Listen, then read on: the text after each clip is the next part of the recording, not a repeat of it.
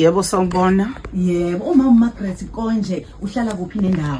Ngihlala kaPhi eMlazi. Waphi eMlazi? Yebo. Lapho nje iselokhu nje nahlala khona nje noma niphinde nibe nayo indawo mhlawumbe? Cha, ekhaya ikadi khona eMlazi 496 uNtontozulu Road. Lapho ngizalwa khona lapha kaPhi indawo engazizamela nje yona ukuze ngibe nexhukuvana nabantwana bami usezakhiweni. Oh, uhleli nabantwana bakho bangaki? Bawu3 abakhona bebonke bawu6 bawu3 abangekho bawu3 abaphilayo. Abafana amantombazane. Abafana bawu2 nentombazane eyodwa. Awubakithi awuyodwa phakathi kwabantu kweyinsizwa. Niyodwa nje. Incane indala phakathi nendawo. Usamdala ngoba usena 19 usenanomntwana naye. Umzukulu wami una 7 months. Okay. Nihlala kanjani ma ekhaya? Sihleli ingane yami akumnandanga. Akumnandanga isime ngiphila phansi kwaso. Umntwana omunye wabo labantwana bami ophakathi kwabo umlungisi ngimthole umntwana ophilayo bathi kuthe ukuhamba kwesikhathi wabe siyashintsha ke ekushintsheni kwakhe wangavuma nje ukuhlala esandleni kumina ngaba sathi ngiyamzama esikoleni hayi wangavuma ngithe ngisabheke lokho kwazoqala lo munye umdala nayo lanyo yena umlungisi hayi zangihlupha le ingane zombili zangihlupha zombili the ukuhamba kwesikhathi ngathola ukuthi hayi zidla idakamizwa kangangokuba uhlobo abangihluphe ngalo ngaze ngaye emaphoyiseni imindlu yabe yayikhona athi amaphoyisa angiyiwise lendlu ngoba kusho ukuthi iyona ndawo yokuhlangana ababhemela kuyona nabanye abangani babo la kuze bakwazi ukusondela eduze kwami ngibone inkinga ukuthi ikuphi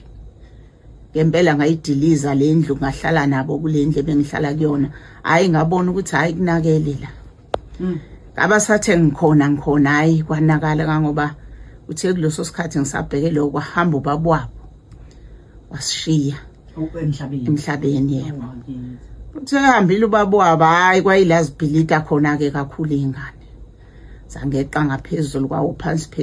phansi phezulu zashawa umphakathi angoba ngaze ngashawa nazi ingane ngijahwa umphakathi yabambelela lenye indala kumina yathi mangidedeli ngisafaka inzela kulomzuzu yathi angisuki kuwena ngihleli la kuwena ngoba lento engishawela yona ngiyazi kwathi waye ke sizohamba nawe ke kanye nezingane zakho ngashawa ngaze ngokhiphela emgaqweni mabeshaya yena kushawa konke nami ngoba ubambelele akasuki kumina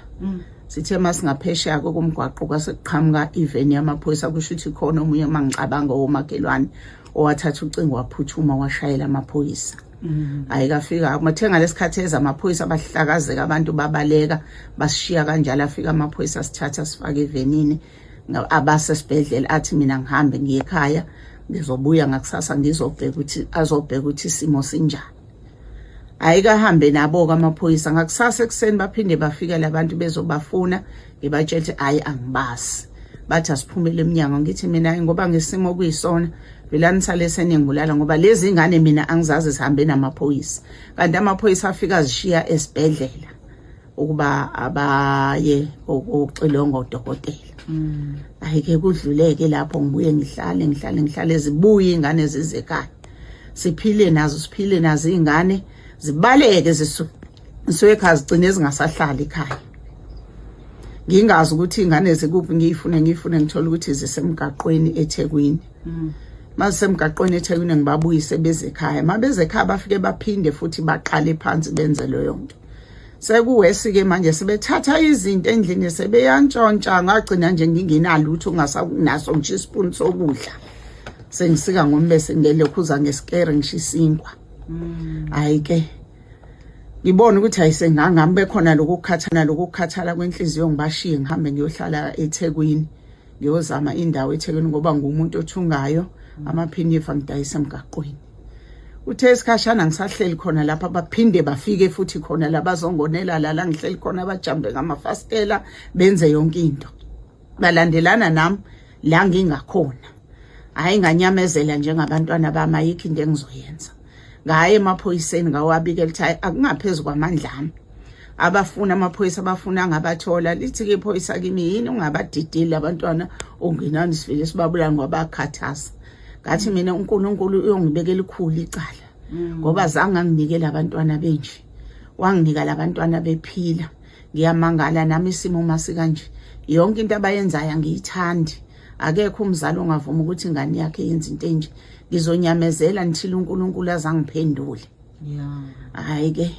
ngibuya ngikhishwe ke la kuleli bhilidi ngibuye ngiphinde ekhaya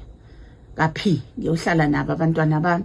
ngisahleli nabo abantwana bami baphinde bone futhi bashawe ke lapho ngangingekho ngikhona eThekwini ngizothunga ngizozama ukudayisa emgaqweni bashawe kuthiwa bafakwe ebhuthini angibazi ibhuthi abafakwe kuyona bahamba bayolahlwa kuphi ngize ngigcine ngibatholile batholwa amaphoyisa kusho ukuthi angabazi ukuthi bakuphi bazofika ekhaya intatha bebeletheni bobabili beshawe bebhubhile kudlule futhi lapho kuphele u2 days lo mdala ahambe kusena ngimazwa yapi hlangane nabathu ayibamba inkunzi emabesho bamshaya ngafike lo mfana esezongitshela ethi phuthuma naye ingane emgaqweni ngaphuma ngicosha iphinifa kungasikhatsini mhlawumbe kwako past 5 ekseni mangithi ngiyafika lapha ngizange ngibona nokuthi umuntu noba yini ngendlela engangisangene ngayo ngafaka ngishiya ibuko ilapho kalimala khona lo mdala ikhanda lakhe nje alithathi kahle kodwa uyakwazi ukuhamba udla ama-epilim wadecide lapho mayevuka wathi mangicela ungise e-rehab ngazama ngayo kule rehab lapha eCathedral bamamukela bahamba wayohlala khona u3 months ehleli khona wabuya esengcono ke ngasala nalo-ke manje umlungisi hayi akavuma isimo kuba right nginyamezele nalapho Thesuka-ke kulonyaka odlula umlungisi kwangathi uphithanelwa yikhanda ngangazi ukuthi kumlungisi liphithana ikhanda makukuphi ngimthathe ngimise ebantwini ngiphonseke ngapha kubathandazi kuphi hayi kuze kuzofika omunye umfana omngane wakathi mama musukhathazeka umlu akaguli musuzimoshela izimali ihlala phansi umlu udla idakamizwa lezi ke manje sezimphithanisa ikhanda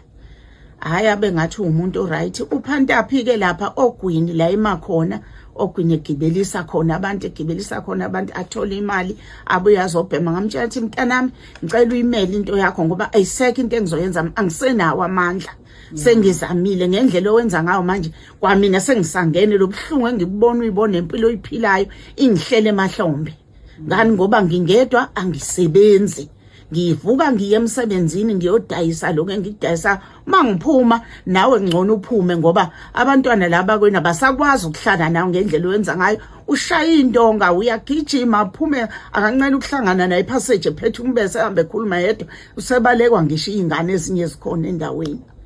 hayi uloke evuka-ke yakhona athi eshintsha umntwana ngelinye ilanga ngene etoilet mayingene etoilet ngifuna ukuya etoilet mluphume etoilet angeke ngikwazi ukuthi ngisenginyamezela isikhathi side avela avula isicaphu uhleli kanje kanti uphethe umbese athi angisuki la njengoba ngihleli la umuke nje walinga wangithinta wabe ngiyengizame ngithi ngiyashaya njengomntwana ngoba ubesakwazi ukulalela athi uzobona ngizokugonisa amathumbu ngezandla yabo ngibone lapho ngithi engathi isimo sasishintshe kakhulu-ke manje ngeke ngisakwazi ukumcontrol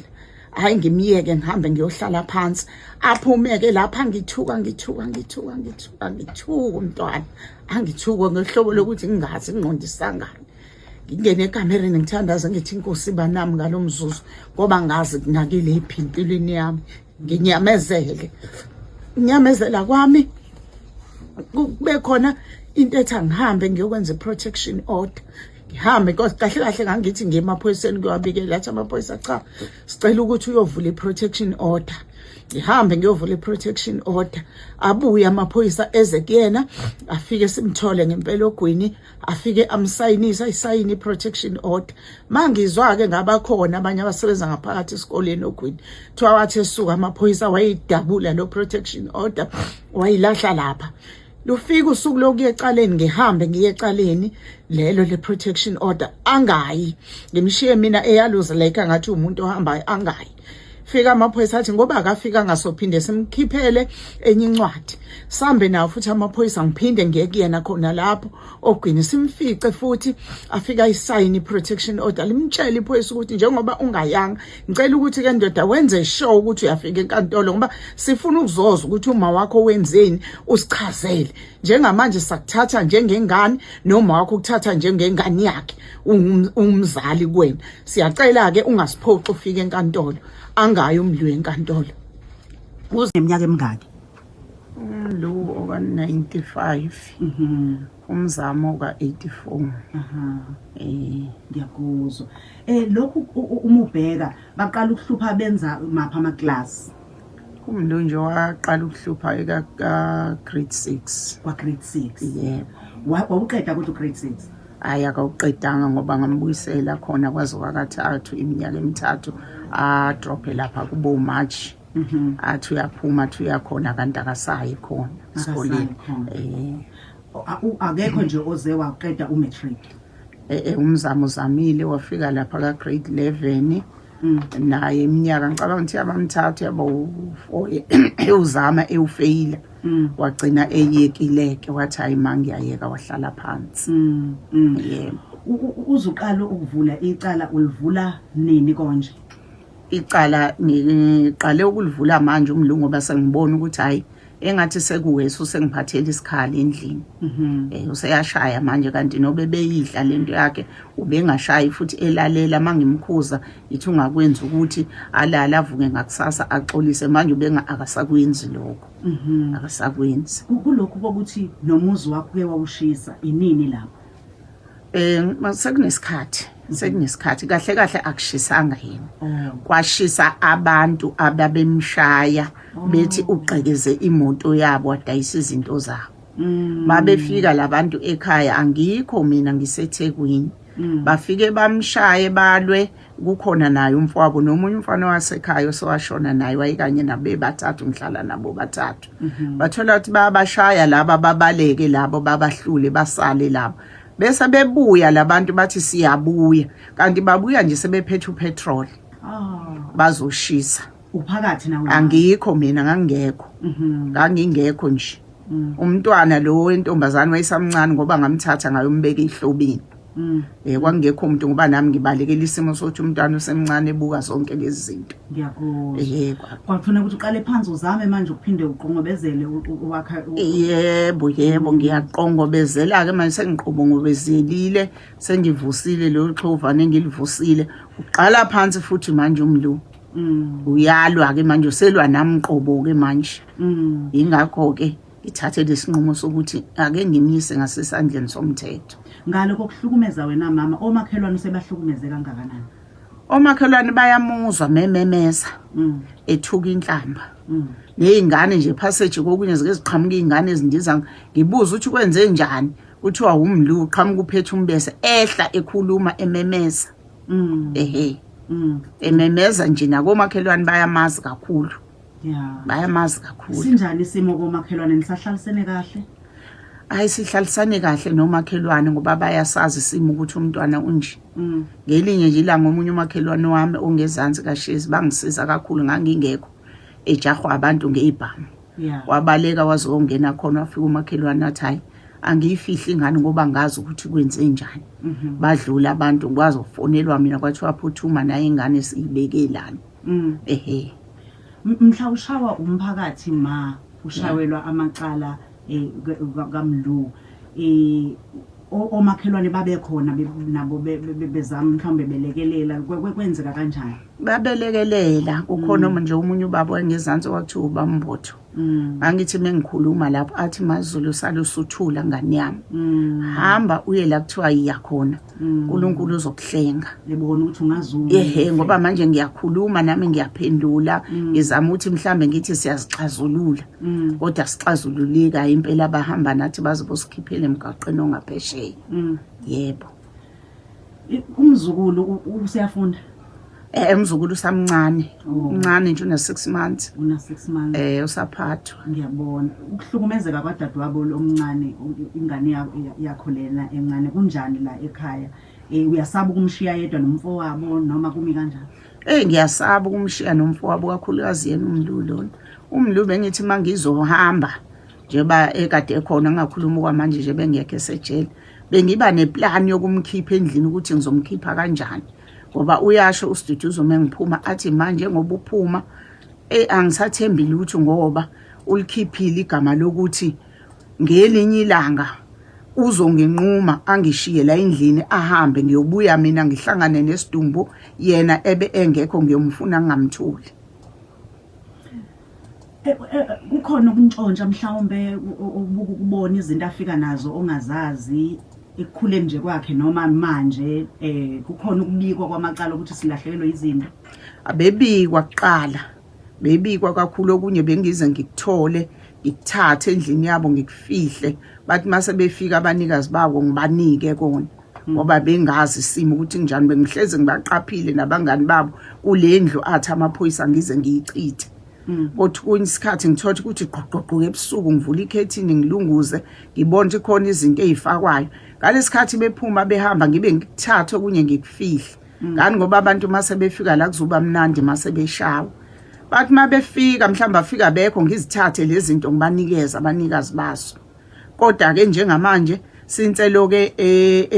ngimthahlale naye phansi ngamtshela ngathi angisafuna umuntu ogangayo ngicela uphume uyophanda umuntu nomuntu akaphuma ayophantela into yakhe. Bengithi mengiphuma ekseni lo ntombazana abheke esikoleni yena sale ekhaya ngithi ngikhiye eminyango ngithi wonke umuntu akaphuma ahambe.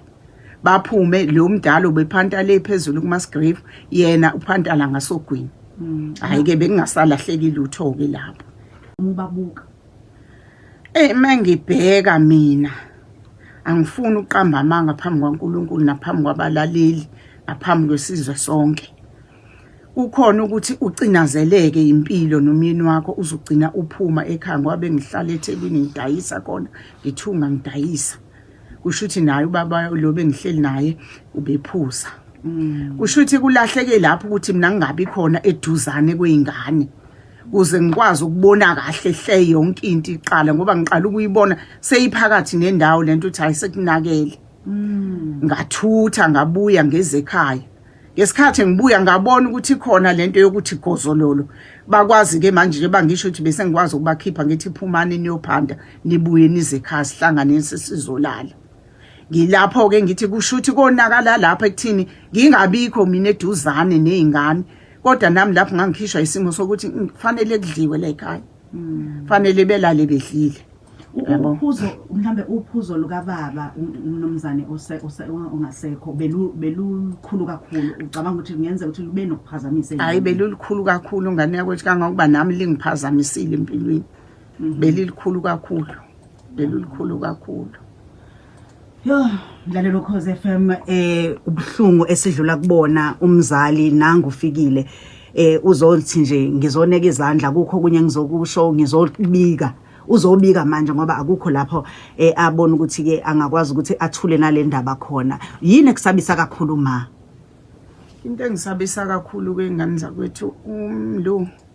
sephatha umbese endlini nje ngize ngimnikele amaphoyiseni lo nje bese ejele njengamanje.